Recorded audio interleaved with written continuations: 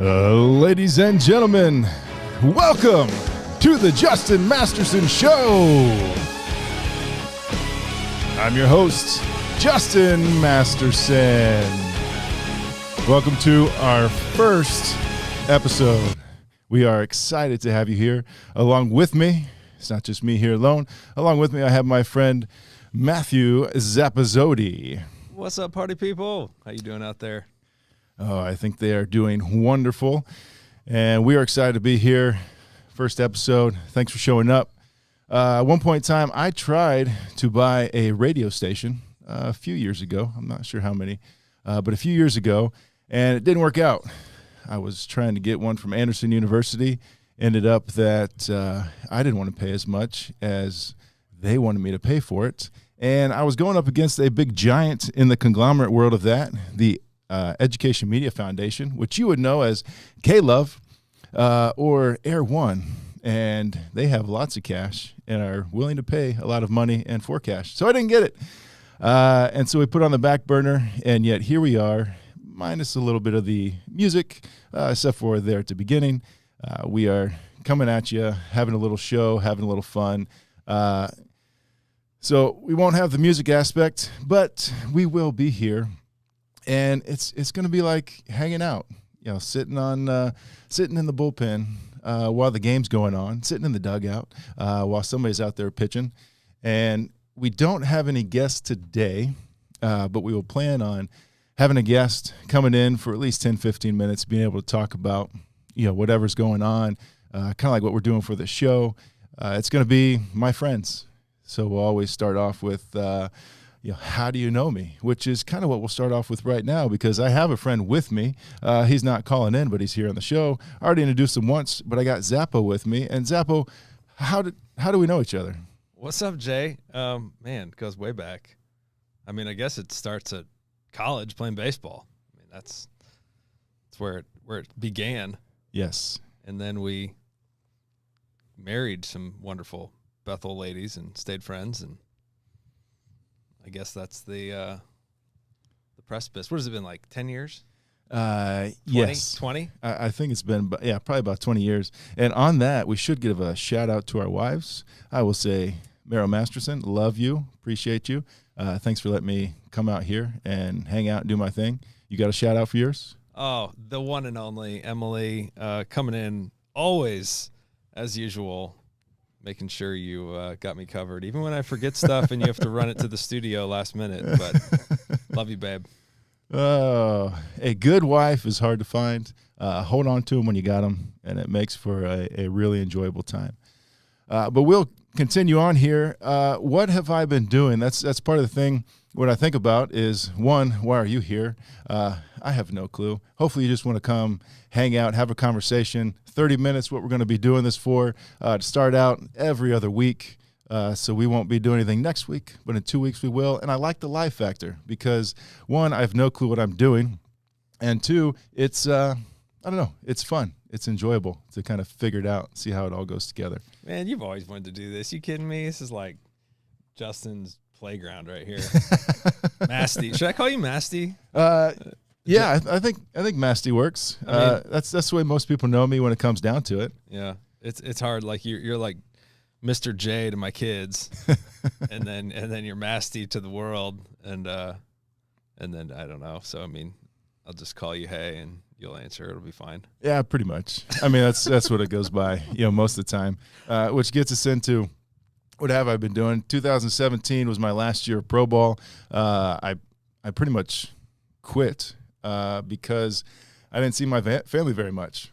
I finally got healthy, had shoulder surgery, was feeling pretty good about what was taking place, but I think I saw my family 4 or 5 weeks out of a 9-month span, and it just wasn't worth it anymore. So can't get that done. No, I decided to say, you know what, I'm going to hang it up, even though some people didn't recommend. They were like, Justin, you can't do this for your family.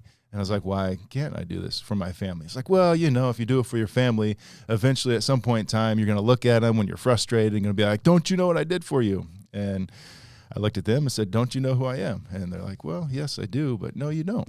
And I'm the type of guy where I decide to make a decision. Decision's there. It's final. That's what we're going to do. And so that's what I did. and I've been loving it. I've been able to play a lot of pickleball. Last year or so, maybe not as much as I'd like to, but I am a decent player at it, in case you were wondering. Playing some slow pitch softball with my boys at Pennington Park Church, having a good time with them. Mr. Jared Stimson got me going with that. And then I was a kickball champion. This was years ago, but with Fisher's basketball team, was able to be a kickball champion. I've been helping out some nonprofits. We got Wayfinders, who I love. My guys Brandon Faust and Matt Kurtz, along with their team, are doing some really cool stuff based out of Brownsburg. Love being a part of that. He's on the call. Shout out to Brandon. He is. There he is. He's chatting it up. And then we got Fair Warrior, which my guy Matt Zappazzotti, Zappo over here, he's the one who runs that ship. One of their flagship programs is Fight Club, which is 10 weeks men's accountability group, where it just creates better leaders, better fathers, better husbands, which if we know this in this world, that is what we need tremendously going on with that. Also been doing some coaching some baseball, actually coaching my kids, which is a lot of fun, and then coaching at the high school level with some incredible coaching staffs, especially Fisher's high school baseball. Shout awesome. Love those guys. And then we got the basketball, which this is the first year I decided to not do basketball. I've been doing it for the last 4 or 5 years and decided not to do it this year. One, opportunity to do this, and they are having their opening game tonight. They're playing Ben Davis, so hopefully good luck. 6 o'clock, I believe, was the JV start. So Caleb Oldham, good luck to you. Hope you're victorious. I know I'm not sitting next to you on your bench, which is going to be pretty hard for you, but I imagine you can figure it out. And then along with that, been able to disciple a few guys along with their journey in Jesus, just kind of come alongside them. And then finally, which is one of my favorite things, I did it today, substitute teaching. That's you have to tell them the class that you were just you were in for a couple weeks. For a couple of weeks I was the art teacher. I have one particular elementary school I like to be at, where my youngest 2 kids are at, and it's a lot of fun. Zappo, have you ever been a substitute teacher? Sometimes my wife calls on me. We homeschool, and so Adele, shout out to my mom, taught us all the ways, and once in a while I'm not necessarily a sub. I'm more of like I can't handle the kids right now, so please take over before something happens. So I guess it technically is a sub, but it's more of like a cry for help. Well, a little bit. We'll give it a shout out, homeschool, and we got to talk about how Zappo was an all-star homeschool player in high school. Yes, he was doing his thing over there. He was all-star infielder. His mom was pitching. His dad was catching, and it was the best team ever, right? And as Joe, big shout out to Big Joe would say, like, won the MVP, the Silver Slugger, Gold Glove. You pretty much get everything when you. You're the only player. No, of course. True. But so speaking of homeschool, I just had an incident. I don't have a problem with homeschooling. I don't do it with my kids, but if you want to do that, that's perfectly fine. Yep. So at Halloween, we're trick-or-treating, and I got a good-sized golf cart that I like to take around and take around some people who maybe don't want to, walk. They want to drive with me. Well, I get to a part, and there's a bunch of kids dressed up as minions. Look like high school age. And so literally they just randomly, my golf cart, no one's in it but me, they just jump into my golf cart. And one of the guys got the cameras, and he's trying to like selfie himself, this little selfie stick and talking. And they want me to drive them just a little bit down the road. So there's like 9 or 10 of them. And so I'm like, oh, okay, here we go. So I start driving down, and I'm like, so what school do you guys go to? And they're like, well, we're homeschooled. And I'm like, oh, that makes sense. And he's like, well, what do you mean that makes sense? Well, exactly. And so I said, well, because you guys are creative. And he's like, oh. And I said, and you're a little weird. And he's like, there it is. I knew some type of dig was coming. I said, it's okay, man. And after that response, I was like, well, now maybe you're also soft. And shout out to my boy Danny. understanding what I'm talking about when we say people out there are a little bit soft these days. He knew it was coming. I mean, that's the nature of homeschool, right, Zap? Well, I mean, I was homeschooled, so you calling me soft? Not all homeschoolers are soft, but you know. No, big shout out. I mean, to all the moms, whether you homeschool or not, you guys are way better than us. And I'm going to take that a step further to all the teachers, to every public, private, homeschool, whatever it might be, daycare, preschool, any of those things, to every single teacher. I am thankful for you. I know not all of you are great at your job, just like everything, but for the ones who are just really good, yes, there we go. Putting in the effort, doing their thing, round of applause. I mean, I've been spending a lot of time with the elementary teachers who care, who want to do well, want to educate the children. It's a lot of fun, which gets me to my substitute teacher tales, the segment where I talk about a story that took place while I was substitute teaching. I mean, I'm laughing ahead of time just because you cue me up on some of this stuff, but I just can't wait for this segment. This is classic. Well, so for this one, again, as Zap kind of told you, I was the art teacher for 3 weeks, had a great time doing that. We were working on yearbook covers and all different types of stuff. And within that, you get to see every single grade, K through 4, all of them are coming through.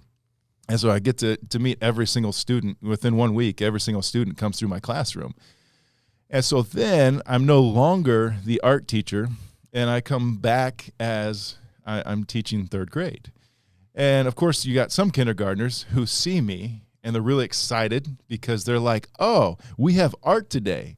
And their teacher's like, no. He's not the art teacher today. It's somebody else. But then I have another kindergartner where his mom actually works at the school, and he sees me in the hallway, and he's like, Mr. Masterson, what are you doing here? I'm like, oh, I'm in 3rd grade. And he goes, oh, okay. And so then I don't hear anything until I see his mom a little bit later when we're in the lunchroom, which is always a great time talking to the teachers. And she goes, Justin, I wanted to tell you. I said, what's that? He's like, well, I was talking to my son, and he looked at me and he goes, what's Mr. Masterson doing in 3rd grade? And she's like, well, what do you mean, son? And he's like, well, he is, isn't he a little old to be in 3rd grade? And she was like, he's not in 3rd grade, son. He is teaching 3rd grade. And then just with the clear look on his face, he goes, oh, that makes more sense. And then he goes on his day. Nice. Yes. What's that movie where he has to go back to elementary school?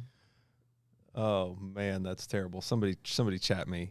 I mean, Happy Gilmore? No, it's Adam Sandler, Adam right? Sandler, but yeah. I mean, we should know this. We should know this. How do we not know this? It's when he has a, oh my goodness, classic. It is a classic. That with Billy Madison. That's what it is. Don't recommend it. No, I'm not saying that you guys should watch that, but it is a great one. Yeah, going back to school, Masty, I'd love to see that. Oh man. Well, this part of it, I want to do my in honor of, and for this part of it, I want to take a second to honor my mother, Judith Ann Masterson. It is her birthday today. Happy birthday, Mom. Don't know if you're listening. I do want to thank Nathan Napier for letting us know it was Billy Madison on the Danny. chat out there. Yeah. And Danny Collier. But happy birthday to her. Wouldn't be here without her. She also has 2 other wonderful children. My sister, who is older than me, and my brother, who's younger, who I definitely want to have on this show as a co-host at some point in time. He's been working really hard, doing lots of things, so time is hard to find. But eventually, whether it's a guest or him having a permanent role, he is going to be on here with me, and he is different than me, which is really exciting to have. And then on the sad note, my grandma, she passed away last week. My grandma, Margaret Stewart. Sorry to hear about that, brother. Yeah, it's tough. It was my dad's mom, and he has, in my family, one remaining grandparent. It's my dad's stepmom is still left alive, but she worked at Archway Cookies for a long time, New Haven, Indiana, Fort Wayne area. Awesome lady, loved lots of things, was part of the politic world over there too for a little bit. And so I can also say this. I know we're going into Thanksgiving's coming up in a couple of days. It's a hard time. It can be dealing with family because of loss, or we're celebrating things in many ways. So I can appreciate that for many of us. I know you might be hurting from a loss that's taken place. I mean, even on my wife's side, it still breaks our heart, where it was back in 2015 that she lost her father. But it's still, as we get around the holidays, it becomes that tough time, especially as we go Thanksgiving into Christmas. And so I just want to take one moment, and for all of you who might be struggling, for us and all this type of stuff, and just say a little bit of just a prayer for some peace and some comfort. So Lord, we just thank you so much that you are a great and awesome God. We know that terrible things happen in this world and that they're going on, but we know that you are the comforter. You send the comforter for us. You're with us. You lead us and guide us. You care for us. We just ask that you would provide the peace for those as they go into this season of Thanksgiving, that you would just calm their hearts, mold and shape them, allow them to know that you are there and you are near. We just thank you and praise you. In Jesus' name, amen.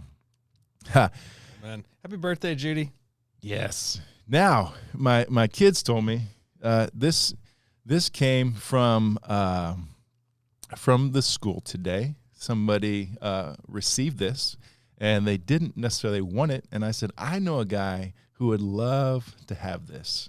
And this is a Baltimore Orioles street sign. Wow. And if you don't know about it, my guy, Matt Zappo, classic, is a Baltimore fan. And he is spent some time in Baltimore, in Maryland, and an avid fan. And so I thought, born Baltimore, baby. No greater gift than to give that to him. And I mean, they had a great season this year. Not gonna lie, I thought they were going all the way. 1983 was the last time. 2023, I thought it was meant to be. Hey, in here. It's I got you. Well, it is sad because they had, I think, the best record in baseball, and unfortunately they weren't able to do it. And they did have I will say this, because they had one of our favorite people, a good friend of ours, Kyle Gibson, who is an Indiana native boy, who was on their staff. I felt like after a couple games where they weren't necessarily as victorious, I maybe text Kyle and said, I think it's time for some Kyle Gibson time. Nobody listened to me, and I don't think they should anyways. But either way, it's kind of cool to have a guy like that on that team. I mean, I think that people should listen to you. I mean, there's probably like 6 people right now listening to you. So all 6 of them are out there. But as we talk about that, again, this show, we're going to have some sports talk. We're going to have some God talk. We're going to have some random talk when it comes down to it. The things that are flowing through and going through the business, the headlines, and shoot, who knows when people shout out to us at some point in time. But for this, I read and saw that the Oakland A's, they finally got unanimously voted that they can officially move to Vegas. What? Have you heard about that? I mean, we talking like the Vegas that just had F1, like the Vegas? Yes, the Vegas that just had F1, and that was shut down within the first, I think, 5 to 10 minutes because somebody forgot to tie down a what's the thing that go atop of the sewer lids? Is it a sewer lid? Yeah. Is that what it is? Yeah. The sewer lid, literally the first car goes through and it just picked it up and just blew out the tires. Like literally it caused like millions of dollars of damage on the vehicle, and they shut that thing down really quickly. Oh, wow. So they're going to be headed to Vegas. But when I was thinking about it, have you ever been out to Oakland? I have not. No. You're not missing much. So I know the Oakland A's fans, man, they really have a loud voice in loving their fans. But as I was thinking about that, it made me think that Oakland was the place that I got actually it was San Fran. So I can't hate on Oakland, but I'll say we would stay in San Francisco, and I got a knife pulled on me. Oh, like while you're in the MLB? Yeah. Like you're just like walking around one night? So actually, I was heading down. We'd stay at the Westin St. Francis, which is kind of the square in San Francisco, and you could walk down a couple blocks and get to the BART, which is like their train type station thing. And so as we were going down there, I was going to wait for my cousin and one of my college roommates. They were on a layover, so they were taking the train over, and I was just going to hang out with them for a little bit. And so I walked down to the entrance of the BART station, and there's a guy there who looks at me and says, "Hey, where are you going?" And I said, "I'm here." He's like, "No, like where are you going?" And I go, I look up the hill and I go, "I was up there, and now I'm here." He's like, "Yeah, but where are you trying to get to?" I said, "I don't think you understand, man. I'm waiting for friends right here." And so he's kind of getting frustrated because he wants to tell me like some direction, so then I would pay him as a little fee, like a thank you for what took place. Scam. Yes, it's a scam likely.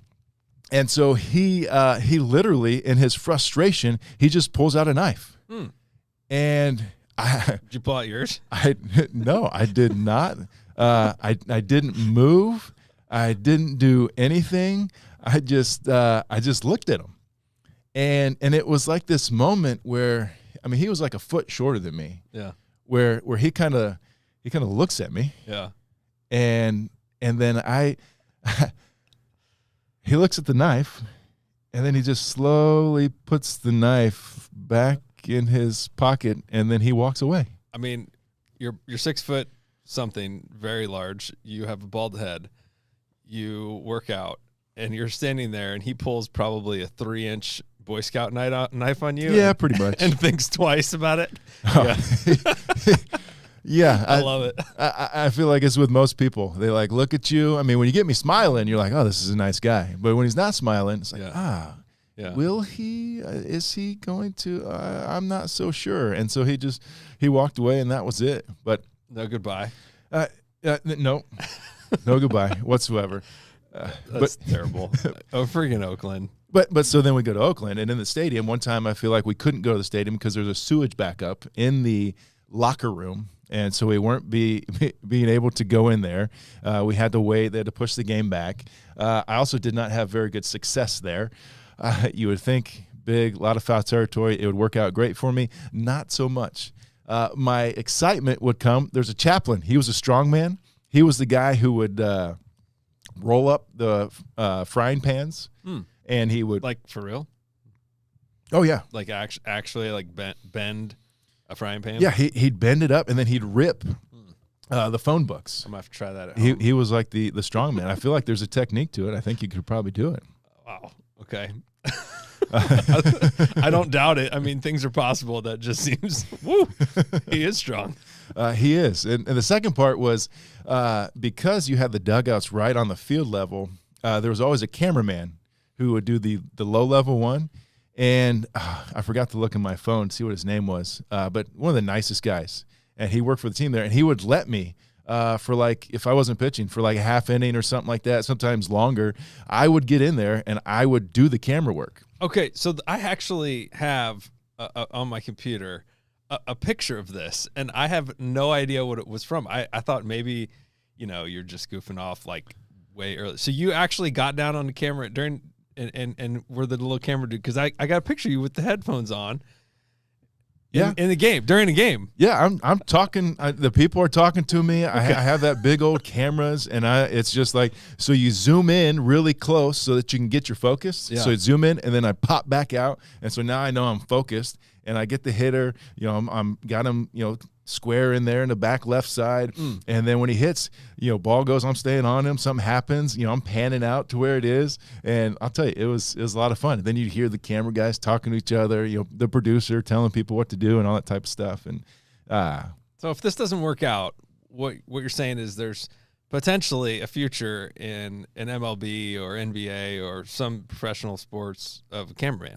Yeah, maybe. Okay. I don't know. All right. It's a possibility. Did you have to slip him $20? I mean, no. Okay. I didn't have to slip anything. Did he slip you $20 while he went and got a hot dog? I mean, maybe he should have, but he didn't. Yeah.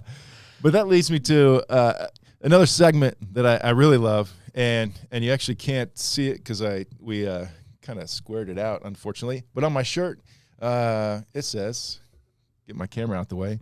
It's all part of it. It's all part of it. It is all part of it, friends. If you're around me, you'll hear this quite a bit. I didn't come up with this phrase, but I love this phrase. My guy, Jack Murphy, in 2017, I was the Oklahoma City Dodgers in AAA, and he was a catcher, come over from Toronto, just a grizzly, bearded wonder back there.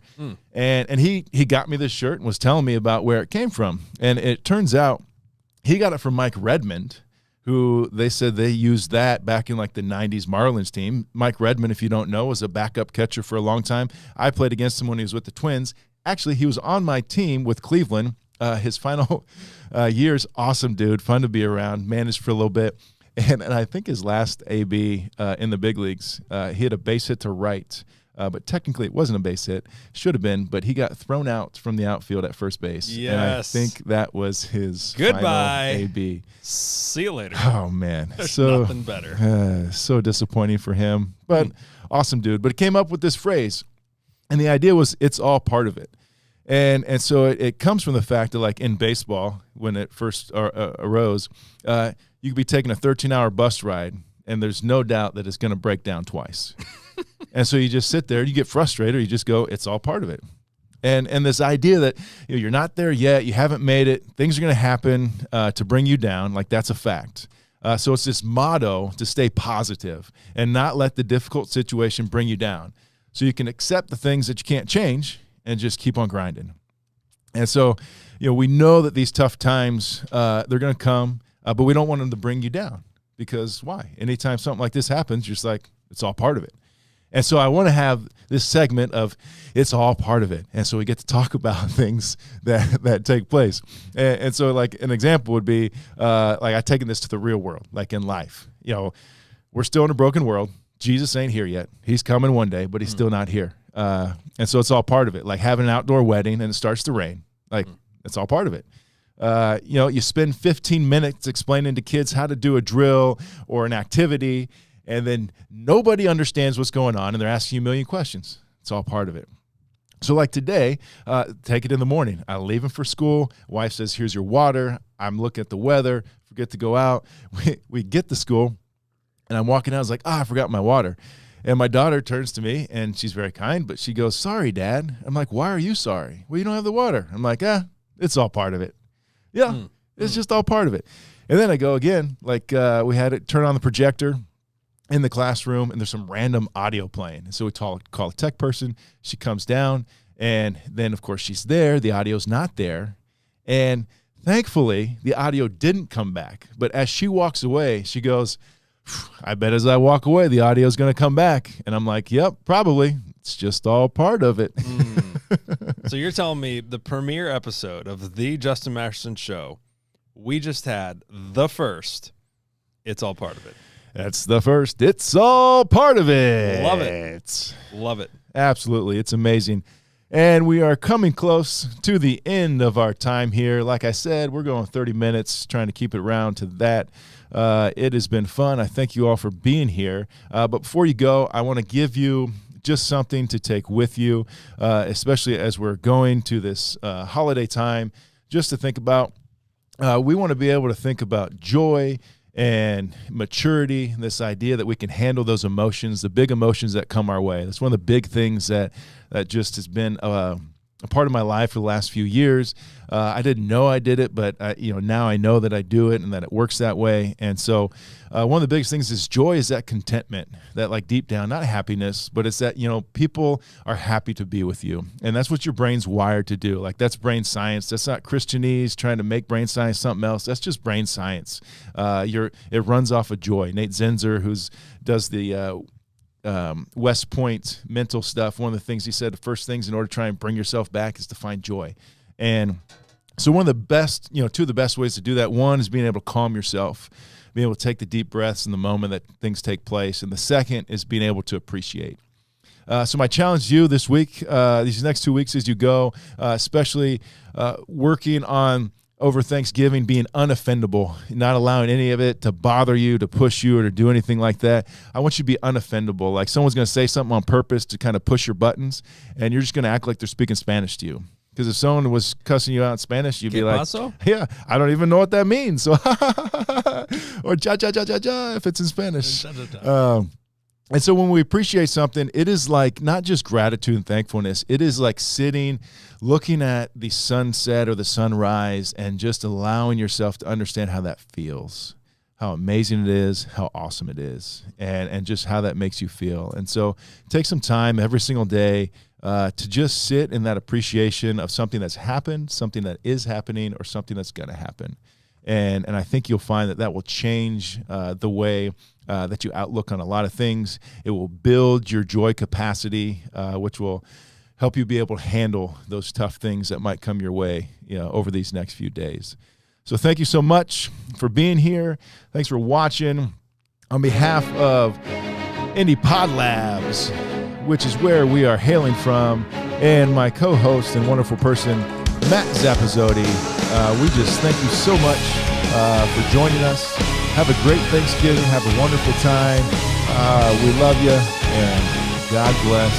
This has been wonderful.